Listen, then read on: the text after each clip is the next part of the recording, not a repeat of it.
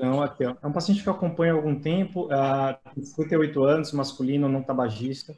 Ele teve um adenocarcinoma de próstata, foi submetido à prostatectomia radical, depois a PSA subiu, ele fez radioterapia de salvamento, aí subiu novamente em 2019.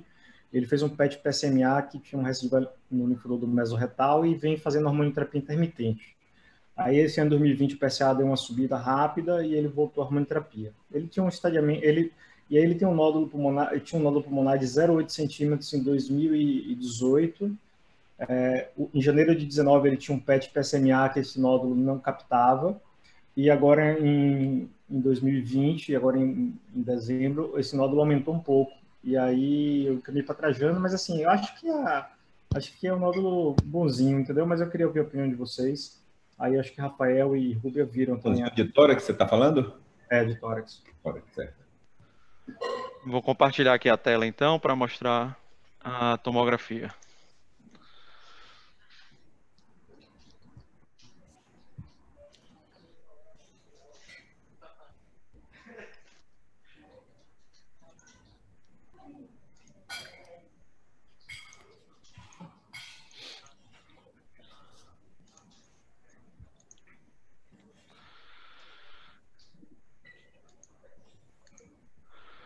Vocês estão conseguindo ver a imagem da tomografia aí?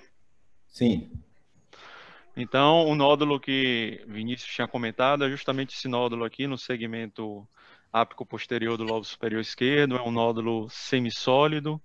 A gente vê um componente de vidro fosco periférico e um componente um pouco com a densidade mais elevada na região central aqui, representando um componente sólido.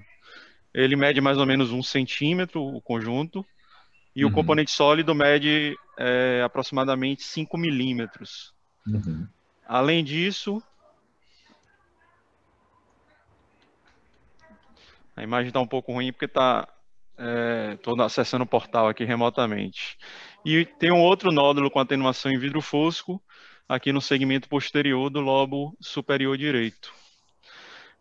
Com essa história de neoplasia de próstata, né, a gente sempre fica preocupado com metástase, mas o padrão desse nódulo, né, um nódulo em vidro fosco e outro semissólido, habitualmente não é o aspecto que a gente vê em metástase de neoplasia prostática, né?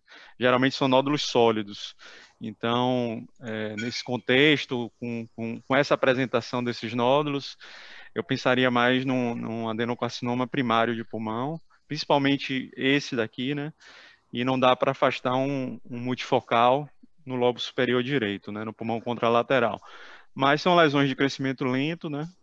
Parece que cresceu bem pouco nesse intervalo de tempo, mas não associaria à doença primária da próstata. O que fazer? Não é isso? Acho que a pergunta aí é o que fazer. Não é assim? Quer dizer, primeiro, você já fechou aí que você está associando essa lesão à esquerda com a lesão de adenocarcinoma, não é isso? A ideia de vocês, radiologistas? Eu concordo com o Rafael, porque principalmente essa do lobo superior, a gente percebe que um diagnóstico diferencial seria uma doença inflamatória. Considerando aí, a gente separaria imunocompetente de imunocomprometido. Nesse caso aí, uma dica que eu nem sei se vale mais, mas no passado eu aprendi uma coisa, que nódulo subsólido, né, com halo em vidro fosco, quando o halo em vidro fosco não é muito espesso em relação à área central, a gente pensa mais inflamatório. Quando ele tem esse halo em vidro fosco que é um pouquinho mais fino, digamos assim, a gente pensa sempre numa lesão primária, mas então esse aí eu acho que preencheria esses critérios. Eu concordo plenamente com o Rafael, e que o crescimento foi lento, né? E aí, sendo um adenocarcinoma primário, ele aí já seria um invasivo, né? Porque esse componente aí de partes moles já indicaria, e aí eu acho que não cabe mais segmento, eu acho que seria tirar mesmo o nódulo, biopsiar ou já fazer a ressecção. O Rubia, quando você fala de inflamatório, você pensa no que, assim, de inflamatório? No nosso meio, qualquer coisa poderia ser inflamatório infeccioso ou não, né? No nosso meio, a gente sabe que o infeccioso predomina, Então, a tuberculose poderia apresentar isso, que está, por exemplo, nódulo com sinal do halo, né, com halo em vidro fosco em torno. Entra no diagnóstico diferencial as inflamatórias, e dentre elas a tuberculose pulmonar. Sendo Agora eu estou lembrando uma coisa esquisita desse caso dele. Há alguns meses atrás ele estava com a dispepsia, eu fiz uma endoscopia. E a endoscopia mostrou uma coisa esquisita, mostrou monilíase esofágica, que é raro, assim, é muito raro no paciente imunocompetente, né? Você encontrou monilíase esofágica é igual pedir HIV, porque alguma coisa está errada. O hemograma dele estava normal, leucócito, linfócito, tudo normal. De HIV, todas as sorologias, todas negativas. Tratei, a monilíase ficou bom. Mas eu fiquei com essa pulga atrás da orelha, porque é raro você ver monilíase esofágica num paciente imunocompetente, entendeu? Agora, sendo, por exemplo, vamos dizer, se levantando essa bola aí da inflamação, né? Mas eles normalmente, e considerando a monilíase, que pensar no imunocomprometimento, geralmente aí a gente partiria para... Normalmente a gente vê quadro de nódulos múltiplos, com halo em vidro fosco, sendo inflamatório relacionado à imunodepressão, né? Então, eu acho que aí, concordo com o Rafael, acho que aí provavelmente é uma lesão primária, uma adenocarcinoma primária, e no caso aí já é um invasivo. Vinícius, o paciente não fazia uso de corticoide, nada não, né? Não, não usou. Tem um ano de diferença de uma tomografia para outra? Desde 2018, né? A anterior. 2 anos. Um nódulo que permanece em 2 anos e apresenta um mínimo crescimento aí, eu acho que infecção e inflamação aí seria menos provável nessa situação, né? Com certeza. Eu digo só para a gente fazer uma psicológica, né? Se a gente não tivesse um histórico, né, de evolução. As calculadoras de nódulo pulmonar nesse nódulo não são boas, não, né? Porque você bota aí na Universidade de Brock ou da Mayo Clinic, dá um risco de nódulo ser maligno de 7%. Não são boas porque aquilo é para nódulo sólido, classicamente para nódulo sólido, ele todo sólido. Mas o de Brock tem a posição de sólido, semissólido... Então vamos lá, vamos para ele. Desculpe, eu achei que você estivesse falando daquele nódulo sólido. Depois você poderia passar aqui a referência desse que você está falando do semissólido? Aí agora, o que acontece aí em relação ao de 7 a esse cálculo valeria há 2 anos atrás, naquela imagem original. Mas agora nós já temos uma lesão que está permanente e que mudou de características na parte sólida. Isso aí seria muito mais valioso do que os 7%. Aí não tem como botar mais 7%. É igual ao cálculo de nódulo sólido também. Só vale para a primeira chegada do paciente. Perfeito, né? perfeito. Depois, um ano depois, ele cresceu, sei lá, o nódulo tinha 1 centímetro e tinha os tais 7%. Aí ele cresceu para 1,3 centímetros, ele sólido. Não é 7%, nem mais 8, nem mais 10, nem 15, nem 20, porque não tem esse cálculo mais, né? Agora você está tratando de um paciente que cresceu o nódulo. Então, agora, a minha prática até hoje eu usei mais em nódulo sólido. Você vê, porque quando chega a questão do semissólido, para mim, eu não uso muito a questão do cálculo, porque no semissólido, e já eu vou falar desse caso específico, tá certo? Mas assim, no semissólido, o primeiro, chega para mim um paciente com vidro fosco, para minha observação, a não ser vidro foscos grandes, acima de 3 centímetros, que se questiona se você vai esperar ou não. Mas há quem diga não, mesmo pode ser a quantidade. Quando eu falo esperar, viu, gente, é sempre depois de fazer uma tomografia com 1, 2 meses para saber se não é algo absolutamente agudo, né? A Flash recomenda 3, né? Isso, então, esse TC inicial para afastar processo agudo, uma vez que ele continuou lá, então, se ele é vidro fosco, é aguardar. Ok, aguardar. Agora, se ele é semissólido, aí vem a questão se ele tem abaixo de 5 milímetros da parte sólida, você pode aguardar, né? E aí agora eu vou estudar melhor essa questão da calculadora para esse semissólido, porque foi uma coisa que eu não botei na minha prática clínica para o semissólido, porque eu uso a questão da parte sólida. A parte sólida selenóide que é 5 milímetros, né? E uso quando ela bateu 5 milímetros, né? Que é o caso desse, mas eu estou falando de forma geral. Agora eu queria falar um pouco desse caso, certo? Vou entrar direto nele agora. Ó, fazer fazer uma observação aí. Tem esse espessamento pleural grande para o tamanho do nódulo. Eu estou achando, está me chamando a atenção isso. está muito grande para o tamanho do nódulo. E esse espessamento, inclusive, ele está acima do nódulo, não está? Vai mostrando aí devagar. Ó, aí já tem espessamento pleural. Ok, continue. E aí continua o espessamento pleural. Confere? Não, não. Isso aí é o mediastino normal, né? É, mediastino normal. Você desce aí, por favor. Vai descendo, por favor. Rafael, devagar, devagar. Não, então pronto. Não é espessamento... bom, mas aí tem o espessamento pleural, mas é na região do nódulo. Só estou fazendo uma observação, mas não muda nada, não. Minha opinião sobre esse nódulo é igual a de vocês. É um nódulo semissólido que cresceu no decorrer de 2 anos e cresceu a parte sólida. Houve modificação nas características da parte sólida. Então, a minha ideia é igual a de vocês. Adenocarcinoma, até prova em contrário. Esse paciente mereceria uma punção guiada por tomografia? No protocolo da gente lá do screening, ele faria uma punção guiada por tomografia, porque a gente precisava que os nossos números de biópsias cirúrgicas fossem iguais ao da literatura médica, mesmo tendo vocês lembram isso quando o Ricardo apresentou, né? Mesmo tendo uma prevalência maior de doença granulomatosa. Mas isso, veja, eu estou falando screening, é na primeira imagem. Né? Na primeira imagem, se não, vamos operar. Não, vamos primeiro funcionar. Ou então até um PET. Mas aí o PET ele tem uma parte sólida menor de que 1 centímetro. Então tem aquelas considerações. O PET então, não tem sensibilidade para isso aí. Estou falando isso tudo, mas qual é a minha ideia para ele? Retirar. Viu? Só estou fazendo assim as considerações. Então, paciente... Você não biopsiaria, você retiraria, não é isso? Não, retiraria, porque esse nódulo já estava em 2018, ele foi crescendo a parte sólida, realmente a chance, não tem esse cálculo estatístico, mas a chance disso no seu adenocarcinoma é muito pequena. Né? Então, é uma surpresa. Agora, isso é uma coisa. Né? Agora, outra coisa, a posição dele é muito boa. Então, agora a gente vai retirá-lo. Ok. Então, agora retirar como? Qual é o tratamento? Qual é o tratamento definitivo para isso? Essa eu acho que é a discussão mais candente aqui, né? O que é que faz com um caso desse, né? Lobectomia, segmentectomia típica ou segmentectomia atípica, que é a segmentectomia que a gente faz com grampeadores, dando margem. Né? Essas são as 3 possibilidades para esse paciente.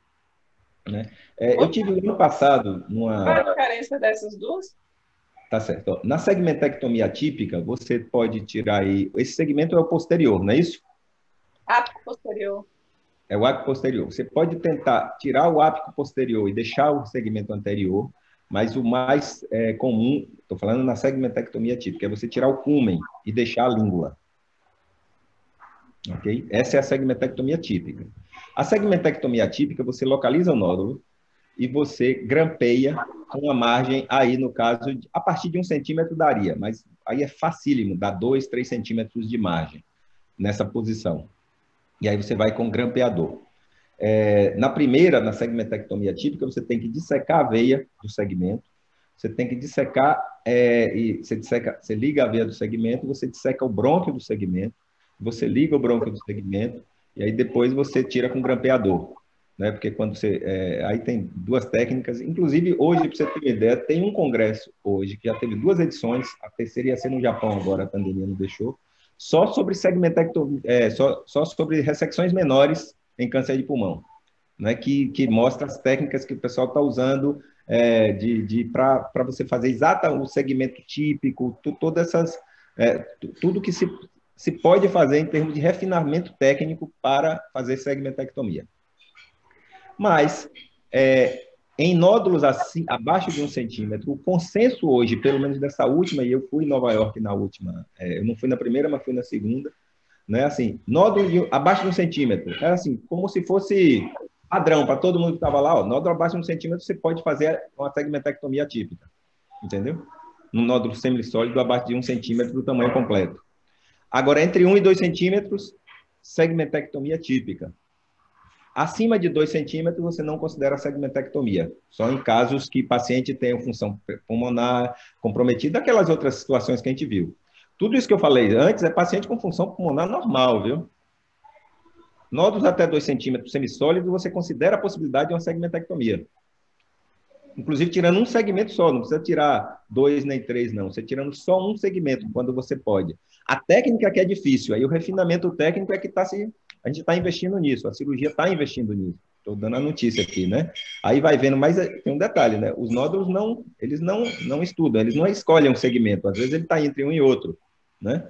Nesse caso, não, ele está bem no apical aqui, essa situação aí. E é um nódulo extremamente fácil. Então, eu estou passando para vocês que lá, assim, nódulo abaixo de 1 centímetro, ó, é tirar com margem, tirar com margem.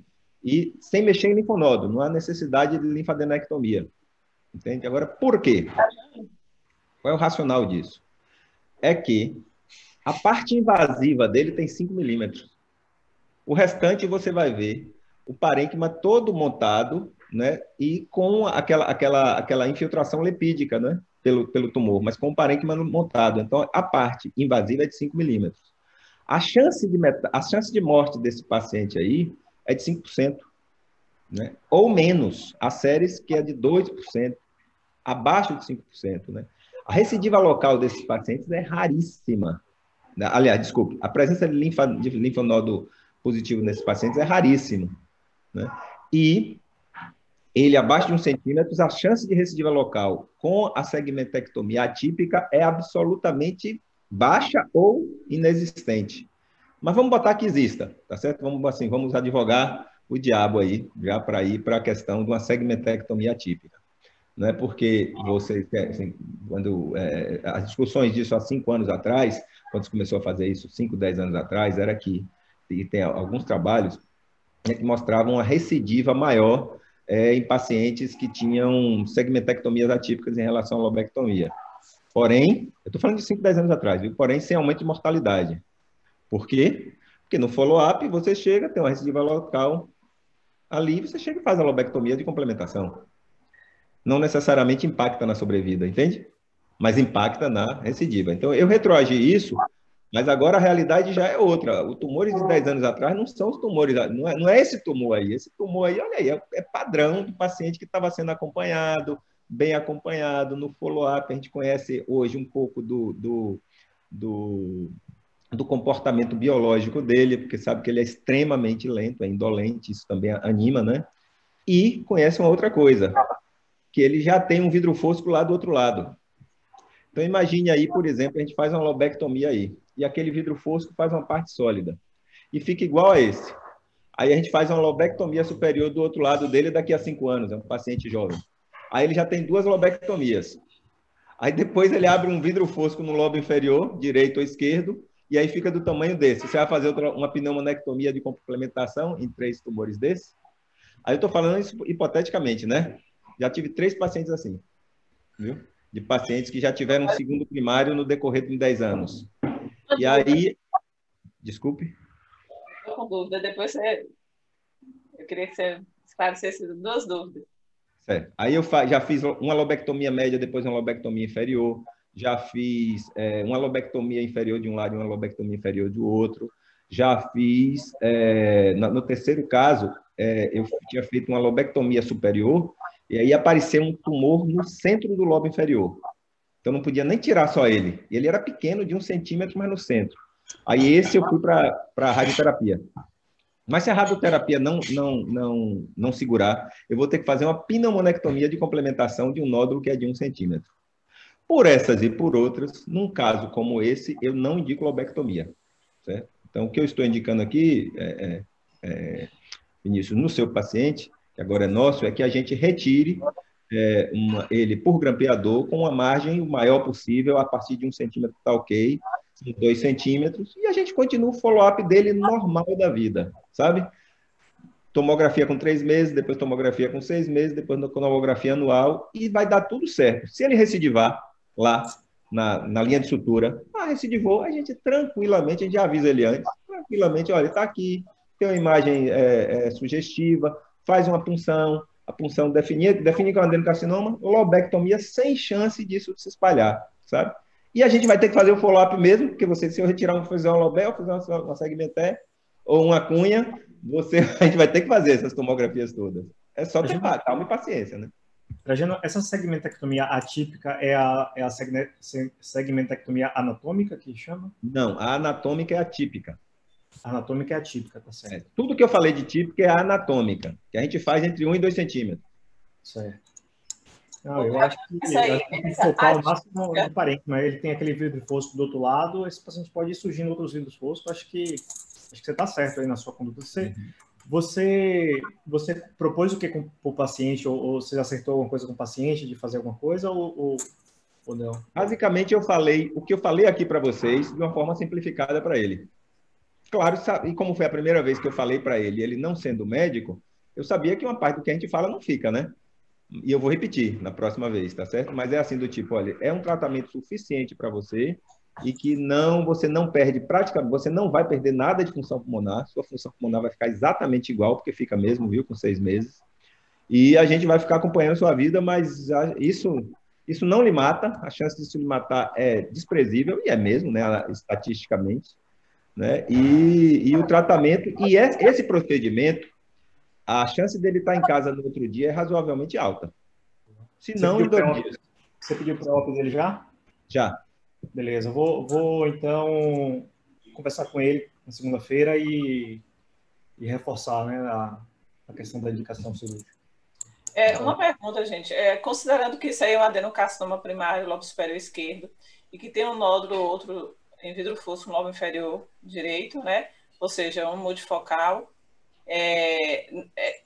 Não poderia ser feita essa abordagem junta, por exemplo, faz a segmentectomia atípica, no caso, né?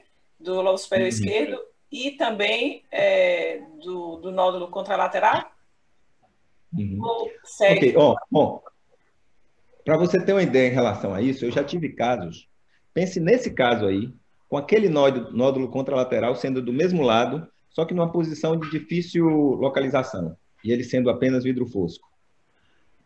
Eu não mexi no outro, no mesmo lobo. A gente não mexe no outro nem no mesmo lobo, pelo fato de que ser vidro fosco, você não tem ideia do que vai acontecer com aquilo. Entendeu? Tudo bem. Só se ele vai apresentar lateral são 2 cirurgias, né? Entendeu? Só se ele apresentar crescimento. Não é nem crescimento, se ele apresentar parte sólida. Ah, tá. A gente está falando de lesões pequenas, né? Se é uma lesão grande de 5 centímetros, vamos ver o que está acontecendo aí. Se não é aquele antigo bronquíolo alveolar, né? Mas aí é outra história, costumam ser outras, né? Dificilmente você vai ter uma neoplasia que vai dar problema para o paciente sem a parte sólida, né? Sem invadir, porque parte sólida significa invasão, né? Sim. Essa é a ideia. É porque aí pode ser uma hiperplasia, né? Ainda. Adenoma-tóxica hiperplasia durante muitos anos, né? Uhum. Ok, é a ideia. Que bom, então, estamos de acordo, né? Assim, tá ok, né, Vinícius? Tá no seu racional também, né? Tô de bola, então, tô feliz. Se conseguir resolver a vida dele, é um paciente muito querido. Uhum. Não, vai ser tranquilo. Eu vou procurar aqui alguns artigos com calma aqui, eu vou ver algumas coisas só para mandar para vocês. Inclusive, tem um aqui que eu lembro aqui que ele é antigo, inclusive, é daquela fase que a gente ainda tinha lesões maiores, né? Em que foi quando foi a primeira vez que a segmentectomia atípica, né, que a não anatômica apareceu. Foi o primeiro artigo que falou disso, né? E é um artigo do Chest, né? Que já foi assim, foi a primeira vez que apareceu. Bom, apareceu, eu vou começar a fazer. Que eu gostei já, assim, achei que estava dentro do meu racional, comecei a fazer. Eu acho que já tem uns 8 anos, mais ou menos. Até Márcia, foi Marcinha que mandou para mim, Márcia Amaral. Ela que mandou, foi num congresso dela, e ela me achou, ela me mandou, aí a gente começou a fazer, inclusive um caso dela. O primeiro caso que eu fiz assim, e tá lá, tá na vida. Sem recidiva.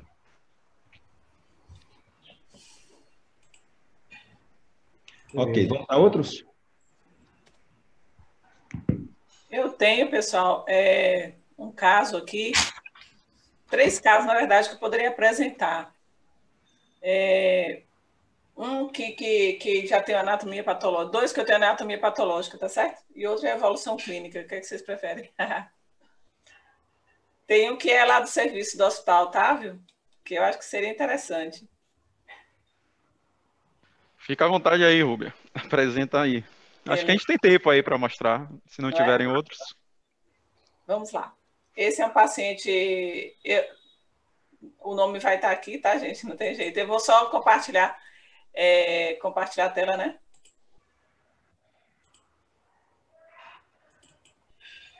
Estão vendo?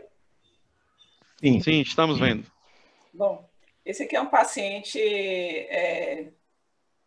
nascido em 1980, é um paciente relativamente jovem, né? Mas ele tem um enfisema acentuado, inclusive por esse aspecto bolhoso, ele ser um jovem, e a história de tabagismo dele não era de grande, né, grande monta, ele deixou de fumar há 9 anos, sendo nessa faixa etária, a gente até considerou a possibilidade de ser uso de maconha, né, que tem esse padrão de enfisema aí. Mas ele apresentou essa lesão no lobo inferior do pulmão direito, que está aqui apontada aqui nessa figura que a gente coloca no laudo, e veio para a biópsia com suspeita de uma lesão pulmonar primária, né? Por quê? O paciente tabagista com uma lesão grande, lobulada, né? A lesão de 5, ou seja, uma massa pulmonar, então ele foi para a biópsia. E aí, alguém quer fazer alguma consideração a respeito? Se tem sentido pensar em neoplasia nessa circunstância aí do paciente relativamente jovem e que tem um enfisema significativo? Alguém gostaria de comentar? Tem janela de mediastino não, Rúbia? Tem não. Na verdade, esse CD não está comigo, por isso eu não estou apresentando inteiro, né? Mas, assim, não havia, na descrição aqui, não havia como achado adicional linfonodomegalias, né? Seria interessante fazer reconstruções aí para ver o aspecto dessa lesão em outros planos, ver a janela de mediastino para ver qual era a densidade, se tinha gordura, se tinha calcificação. Mas lógico, né, no paciente tabagista, mesmo apesar de jovem, né, tem um enfisema aí realmente considerável, com certeza continua sendo uma possibilidade, uma neoplasia. Eu achei interessante que ele tem um aspecto assim, sem especulação, né? Mas a gente sabe que tem muitos tumores que não tem essa especulação, tem um aspecto mais abaulado mesmo. Mas aí ele foi para a biópsia e o diagnóstico final não foi neoplasia. O diagnóstico final foi pneumonia granulomatosa ou pneumonite granulomatosa. E não foi encontrado bacilo ou qualquer outro, nas colorações não teve nenhum resultado para nenhum agente específico. Então, eu trouxe só para uma coisinha assim rápida, para a gente perceber que nem tudo é exatamente o que parece, né? Então, e existe outras doenças, tem até um artigo interessante que eu vi, mas não li, dei uma passada de olhos a respeito das doenças granulomatosas não infecciosas. Existem algumas, né? E aí eu trouxe esse caso porque o que eu vou apresentar, que eu tenho as imagens completas, ele tem também anatomia patológica, e é um caso interessante que também foi não neoplásico, mas aí a gente discute o que é depois. Então, eu achei interessante. Essa pneumonia granulomatosa, ela pode acontecer, né, depois de uma infecção, ou seja, o paciente tem uma infecção, tuberculose ou fúngica, e aí ele desenvolve, ele faz a reação inflamatória, formando um granuloma e forma realmente, às vezes, massa. Então, a gente tem que sempre entrar no diagnóstico diferencial, essas lesões granulomatosas, né? Que às vezes você já não encontra mais o agente, mas pode ter sido, claro, causada por um agente infeccioso. Mas existem outras coisas, como, por exemplo, a aspiração também pode induzir a uma resposta do tipo granulomatosa e fazer lesões como essa, por exemplo. Eu achei interessante. Beleza. Interessante, Rubem. Então, aqui porque eu já conheço o caso, né? Já pedi trazer também. Então, vou tentar apresentar o outro aqui. Eu acho que eu tenho que parar o compartilhamento e pegar o outro, né? Vou abrir aqui. O anátomo deu o quê, Rubem? Desse aí, pneumonite granulomatosa. Ah, tá. Bom, essa aqui, vou compartilhar.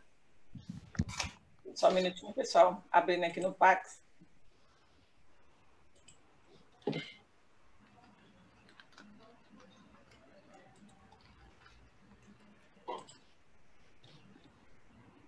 Bom, esse é um caso, eu até mandei uma mensagem para Sandro que operou esse caso.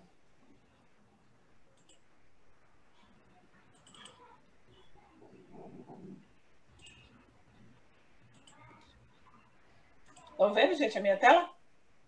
Sim, já estamos vendo, Rubem. Só um pouquinho difícil de carregar as internets hoje em dia. Esse povo fica fazendo internet, sessão assim online, a internet fica muito concorrida. E aí fica demorando um pouquinho. Mas essa paciente é uma paciente feminina de 39 anos, que em 2015 ela tinha uma tomografia que foi levantada a possibilidade de uma tuberculose, né? Eu vou colocar aqui essa imagem de 2015 para vocês verem. E logo em seguida eu vou colocar a de hoje. Demorando um pouquinho.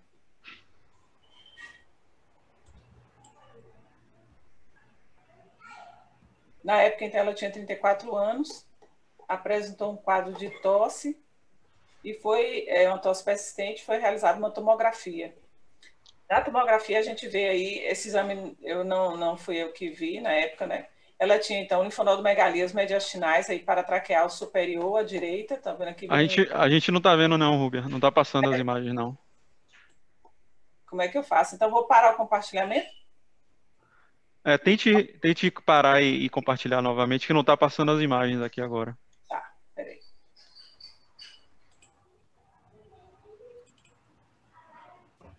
Pronto. Passando agora? Não. Curioso, né? Eu parei o compartilhamento. Alguém tem alguma ideia aí? Tente compartilhar sua tela ao invés de compartilhar um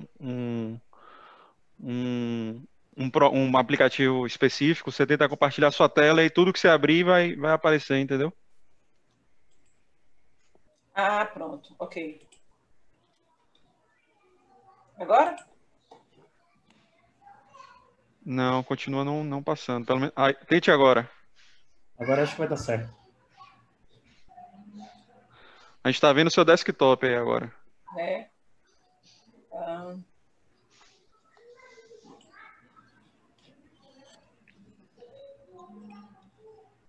Bom, onde é que eu vou... sumiu a área de compartilhamento. Não, já está compartilhado. É só você abrir a imagem agora. Ah, tá. É só abrir a imagem agora. Foi? Agora foi. Ah, ótimo. Então, vocês estão vendo aí a tomografia? É que o negócio é que não está rodando. Ah, você está... Estranho. Eu estou passando as imagens e não vai assim mesmo? Estranho, né? Não, a imagem está parada. Esquisito isso, né? Não é? Eu vou parar o compartilhamento novamente. Vou compartilhar. Aí eu coloquei aqui, compartilhar todo o meu desktop, né? Só que aí ele some, de repente eu não consigo ver. Peraí, deixa eu ver se eu encontro aqui. Aí eu já não encontro o que eu... as outras partes da minha tela. Ou então tire o compartilhamento, Rubem, e compartilhe apenas o Quero Stream aí para ver se não vai. Vamos lá.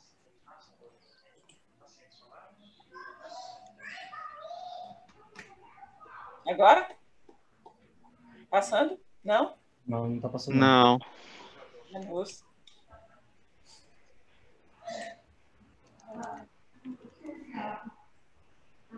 Agora? Tente puxar a imagem novamente pro quadro, para ver se por acaso muda alguma coisa. Eu vou abrir e fechar. Vou parar de compartilhar.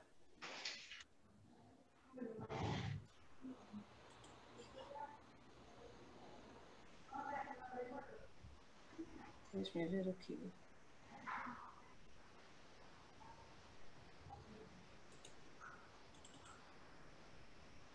Estão vendo, gente? Não, fica na mesma sempre. Então eu... Puxa. Quer mostrar o outro caso, Rubem? Então? Vamos tentar outro caso.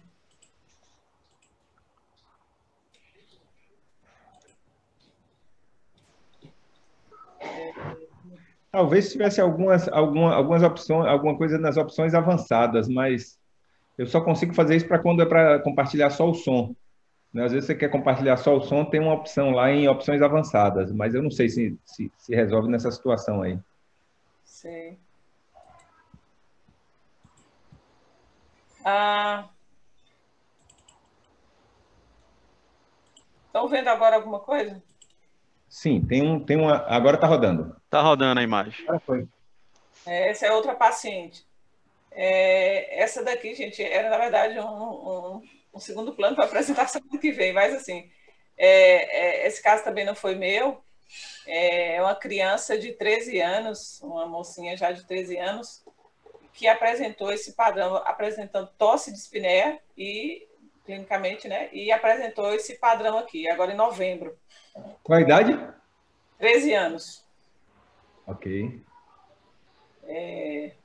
Então, a gente vê um vidro fosco, áreas focais de vidro fosco, né, dando um padrão de atenuação em mosaico difuso. Você vê que dos lobos superiores até os lobos inferiores.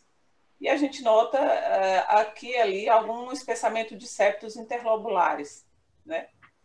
Então, essa paciente foi dado como COVID-19, provável, né? O diagnóstico saiu como provável COVID-19. Só que na história dessa criança, né, ela é portadora de artrite reumatoide juvenil. E ela está em uso de um imunobiológico para tratamento da artrite reumatoide. Então, a pediatra me ligou para saber o que eu achava disso tudo.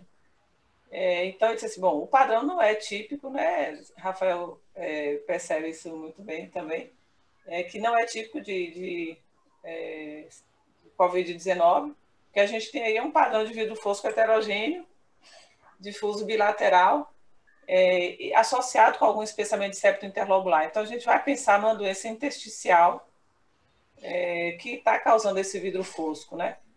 E aí, a primeira possibilidade é a gente pensar em alguma coisa inflamatória ou relacionada à própria artrite reumatoide, né, da criança.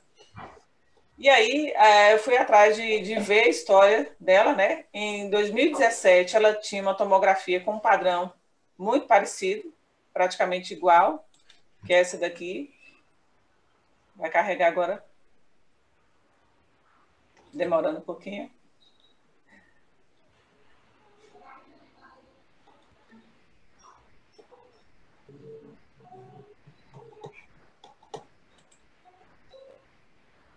Então, o mesmo padrão. Estão vendo? Um vidro fosco.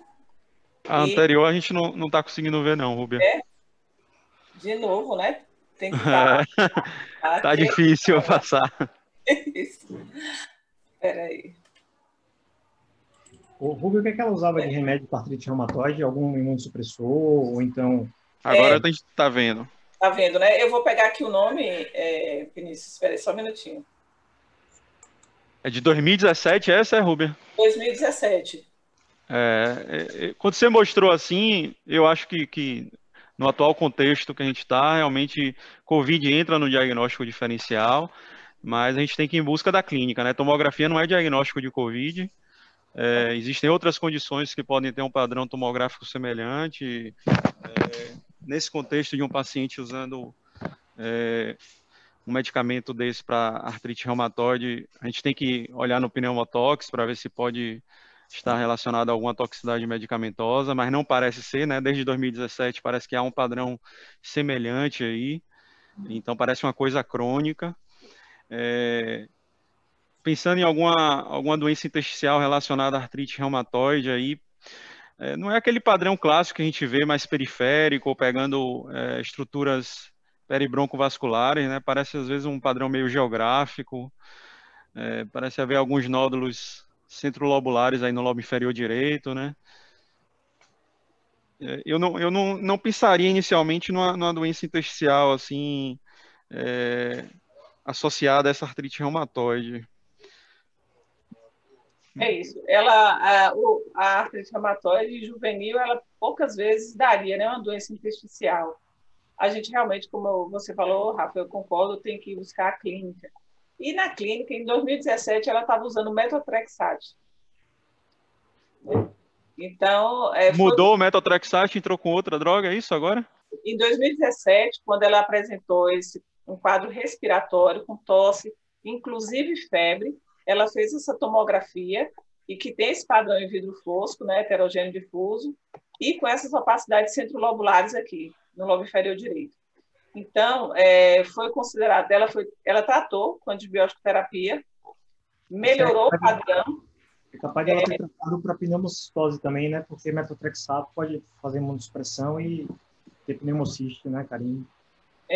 Não seria tão padrão, não é tipo de pecarine esse, né? Mas, assim, teria que pensar obrigatoriamente mesmo, com certeza. Aí, então, ela foi tratada com antibiótico terapia, melhorou clinicamente, né? Porque tinha febre e tosse. Mas ela persistiu com esse padrão, né? E aí foi tirado o metotrexate. Em 2018, eu fico pensando se o pessoal está praticando baixa dose, viu, gente? Porque essa criança está aí só fazendo pesquisa. Fazendo tomoterapia, né? Claro, tem que fazer, né? A gente sabe que num momento como esse, a criança que tem artrite reumatoide, que apresenta um quadro respiratório, é importante fazer, mas a gente... A dose correta, né? Exatamente. Baixar bem a dose o quanto possível, né? Já que a gente já conhece o primeiro padrão. Então, aqui, em 2018, então, ela tratou com antibioterapias, em 2017, suspendeu o metotrexate e ela limpou completamente o pulmão. Vocês estão vendo? Não usou corticoide nesse período também não, Rúbia? Ou foi só antibiótico terapia? Eu acho que foi antibioterapia. Inclusive, fez um lavado na época que deu uma pneumonite de hipersensibilidade pós-metotrexate. E aí então foi toxicidade, né? Foi toxicidade. Então, ela tratou. Eu acredito o seguinte, que ela começou com um quadro de tosse pelo processo infeccioso que ela fez ali na base, né? Mas achou uma pneumonite. E aí tratou, suspendeu o metotrexate, fez antibioterapia e o pulmão dela limpou completamente em 2018. Só que aí agora, ela em 2020, aí voltou com outro tratamento, que deixa eu ver aqui, que eu consigo. Qual foi o medicamento?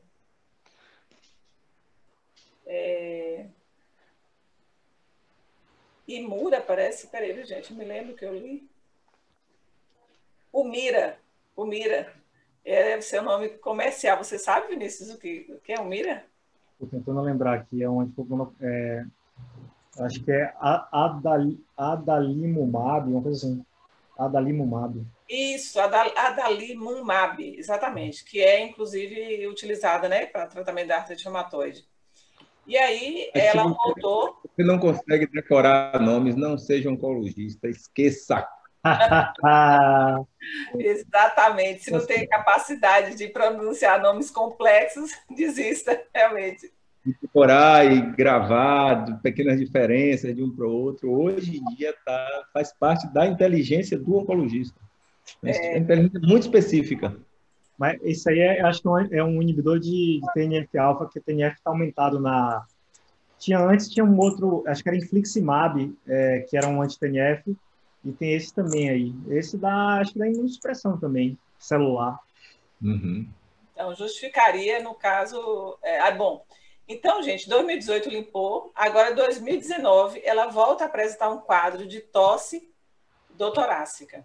Foi feita a tomografia e aí pensou-se na possibilidade de Covid-19, porque ela já estava usando outro medicamento, não era mais o metotrexate. E aí foi quando a pediatra me ligou, a pneumopediatra me ligou para saber o que eu achava sobre isso, né? E aí, eu fazendo essa avaliação retrospectiva, eu entendo que isso pode ser uma nova reação a drogas. Que não tem como eu afastar, que o padrão não é típico de Covid, né? Seria um caso atípico ou, no mínimo, indeterminado. E considerando a história clínica dela e o fato de ela estar usando um imunobiológico, né? O adalimumab, está aprendendo, eu pensei na possibilidade disso daí, de uma reação a drogas também, uma pneumonite de novo, né? Nessa segunda linha de tratamento. E aí, acredito que a decisão foi suspender e reavaliar depois. Mas eu achei um caso muito interessante para a gente entender que Tem algum pneu vidro-fosco aqui é Covid. a Larissa estava aqui, mas já foi, né? Eu ia perguntar se tinha indicação de fazer uma criobiópsia para investigar melhor, porque ela está perdendo as linhas de tratamento, né? Por causa de será bom ter uma certeza absoluta para não queimar uma linha de tratamento, porque eu não sei o que vai fazer mais para ela, né? Eu acho que a cronologia das imagens aí dos fatos ajudou bastante, né, Rúbia? Uma tomografia com alteração difusa aí no parênquima em 2017, depois interrompeu o medicamento, uma tomografia praticamente sem alterações, e agora em 2020, após a introdução de um novo medicamento, apresenta um padrão bem semelhante. Eu até entrei aqui no Pneumotox agora para ver, e essa droga realmente pode cursar com pneumonite, com BUP, com outros padrões tomográficos também, levando a reação, por reação à droga, né? Uma coisa que eu acho interessante aí é porque, como padrão no lavado broncoalveolar dela antes foi de uma pneumonite, eu acho que deveria ser excluído outras causas de pneumonite para essa criança, né? Mofo, pássaros, outras questões também, para não queimar, né? Como o Vinícius está falando, para não queimar a linha de tratamento, né? Mais uma segunda linha de tratamento para uma criança de 13 anos agora. Mas eu achei muito interessante. O capítulo de vidro fosco, assim, ele é extremamente inespecífico, é um desafio para o radiologista e para o médico assistente também, e é aquele padrão em que a evolução, como o Rafael salientou aí, é super importante, e a correlação clínica, e eventualmente vai ter que evoluir para um diagnóstico histológico mesmo, né? Então, achei muito interessante esse caso.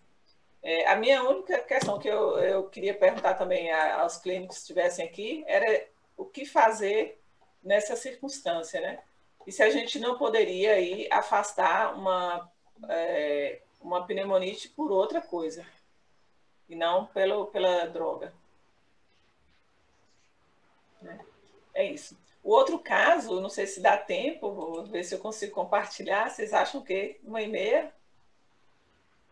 Acho melhor deixar para a próxima. A próxima é? A gente está fechando sempre em 1 hora, só por causa disso, né? Mas também deixa para a próxima, né? A gente já teve uma coisa assim. Beleza. Eu queria completar uma coisa aqui para vocês, né? Em relação à questão de adenocarcinomas, não se espera nesse caso, né? Mas se fosse, lembrei aqui agora, que se é um paciente que na biópsia vem um micropapilar ou um micropapilífero, é um subtipo específico, né, dos adenocarcinomas hoje, esse tem um prognóstico pior, e esse paciente eventualmente ele costuma ter um STAS positivo, que é aquele índice de disseminação aérea, né, que também hoje já se vê nas anatomias, e aí eventualmente ele pode ir para uma lobectomia no segundo tempo.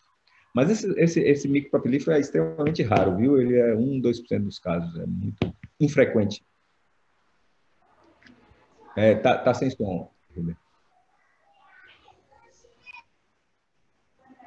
Nesse caso, se fosse encontrado um papilífero, voltaria para uma micropapilar, não é papilífero. Papilífero, 40% dos pacientes dos casos são papilíferos, certo? É o micropapilífero. O micropapilífero. Assim, faria uma lobectomia. Sim, aí seria uma lobectomia. Eu só chamei a atenção porque a primeira vez que eu lembro que eu estudei isso no passado, foi até um trabalho que eu fiz com o Túlio, e aí eu vi, micropapilífero. Daqui a pouco eu comecei a ver papilar. Não, achando que era a mesma coisa, não é. Um papilar é um dos padrões comuns, né? Então, Lober. Tá certo? Agora, enquanto a gente estava aqui falando, eu levantei algumas coisas aqui. A quantidade de trabalho que tem de ressecção menor para adenocarcinoma, eu fiquei impressionado com a quantidade. Estourou. São muitos, né? Muita coisa, muito grupo. Ou seja, já era tendência, a gente já sabia que era tendência, né? Já de algum tempo. Mas é assim, já deixou de ser tendência, sabe? Está todo mundo, não é claro, se a gente está fazendo aqui, numa reunião como essa, assim, uma coisa desse tipo, a gente já está aqui, não, vamos fazer uma cunha, ninguém teve dúvida. Imagine isso no mundo inteiro, né?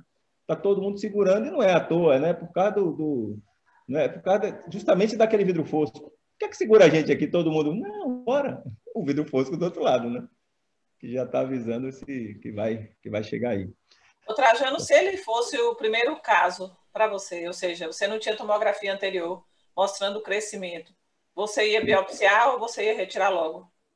Aí cirurgia, pode ser cirurgia, sim. Já direto. Olha, inclusive porque esse caso, essa punção aí não está tão fácil, né? Ele é periférico, ele está embaixo da costela. Se você puder voltar a imagem, já que aproveitar, e eu estava dizendo para a gente não discutir, a gente está esticando do mesmo jeito, né? Mas se vocês lembrarem, ele está embaixo de uma costela, com uma aderência. Então, ele não vai mudar muito com a respiração, ele vai continuar embaixo daquela costela. Entendeu? E aí, olha aí, ele está embaixo da costelona, bem embaixo da costela.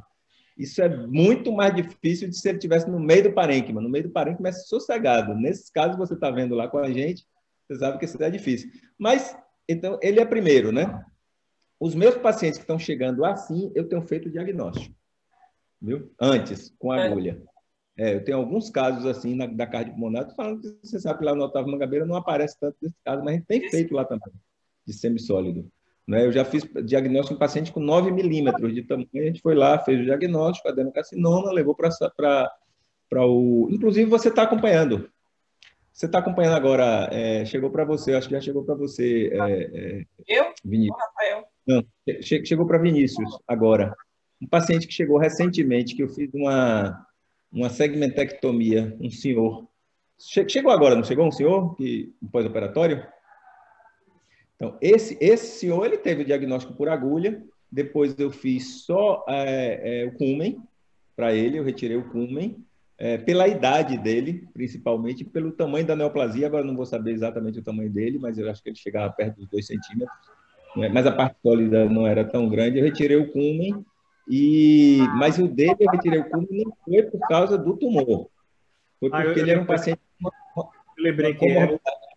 Eu lembrei que depois do carnaval ele teve uma dispepsia, fez uma tomografia de abdômen para ver a dispepsia, não foi pegar o laudo por causa da pandemia. Quando foi pegar o laudo, foi um susto que tinha um nódulo na transição, né? Acho que aí já tinha aumentado nesse período, você biopsiou e depois operou, não foi? De qualquer forma, o que chama a atenção nesse caso aqui é o seguinte: esse paciente aí que eu estou falando agora, que eu fiz uma ressecção menor, essa eu já fiz por causa de uma comorbidade dele, ele tinha uma cardiopatia. E aí eu retirei, e a gente está observando, eu lembro de ter encaminhado para você, posso estar me atrapalhando aqui com um desses 2 aí que eu mandei para você, 3 agora recente, mas eu acho que um é esse mesmo. E esse paciente, 6 meses depois da pandemia, isso foi em março, eu fiz antes da pandemia. Agora, no meio da pandemia, ele fez uma insuficiência cardíaca ferrada no contexto de uma insuficiência renal, ou de uma infecção urinária. Infecção urinária, ou seja, um paciente extremamente borderline. E aí eu até falei para ele, olha, se eu tinha alguma dúvida de ter só tirado seu segmento, agora eu tenho certeza absoluta, porque você tinha chance de ter ficado sem um nódulo e sem a vida, né? Essas coisas, né, que a gente tem que ficar de olho, né? Agora, esse, como tinha um tumor maior, eu dissequei os linfonodos. É isso que eu estou falando. Aí eu dissequei o linfonodo. Aí dissequei o linfonodo, todos negativos, mas já tinha padrão. Aí dissequei o linfonodo, o cara faz uma rouquidão por causa da dissecção da janela aortopulmonar. Ficou 5 meses rouco, agora acabou, resolveu. Mas ficou, não sei se foi 5 não, mas uns 3, 4, 5 meses. Ou seja, cada coisa que você faz tem uma morbidade, né? Faz direitinho, bonitinho, mas o paciente chega, acorda bem, no outro dia faz rouquidão. Você já sabe que é uma lesão de recorrente, mas ele acordou bem, então que aquilo vai voltar. Mas o cara fica 3, 4 meses rouco, de uma dissecção tranquila, que ele acordou com a voz e que depois perde a voz, né? Então, estou falando que a gente tem que, de fato, hoje, a cirurgia, como tudo, né, em medicina e oncologia principalmente, você fazer uma cirurgia para cada paciente é muito importante, né? Você, assim, pesar bem, porque, quer que tenha uma dissecção linfonodal? Bom, não sei, comigo, de vez em quando, num caso desse, deu, por exemplo, né? Nós todos cirurgiões somos muito cheios de razão, né? Não tem nada, tudo é simples, tudo é beleza, não tem problema nenhum, até que acontece. De fato, ou seja, ser mais conservador, só ser invasivo, quando de fato for imperativo, né? Mas fazer o que tem que fazer. Conservador não deve ser um viés, conservador deve ser uma procura, não é um viés, não é assim, não. Vamos ser conservadores. Não, é uma coisa que você tem que considerar, não é mais não. Mas segurar a mão para o cirurgião é interessante. O clínico é que tem que ficar. Eu gosto da discussão quando o clínico indica e o cirurgião, sim, mas vamos considerar, a não ser, claro, que aquele cirurgião que você percebe que não quer mais operar, isso existe na vida, né? Um cirurgião que já cansou de operar e começa a contraindicar tudo ao invés de sair de campo, né? Isso também existe. Bom, eu e Rafael advogamos que tem que fazer segmento com tomografia, tá?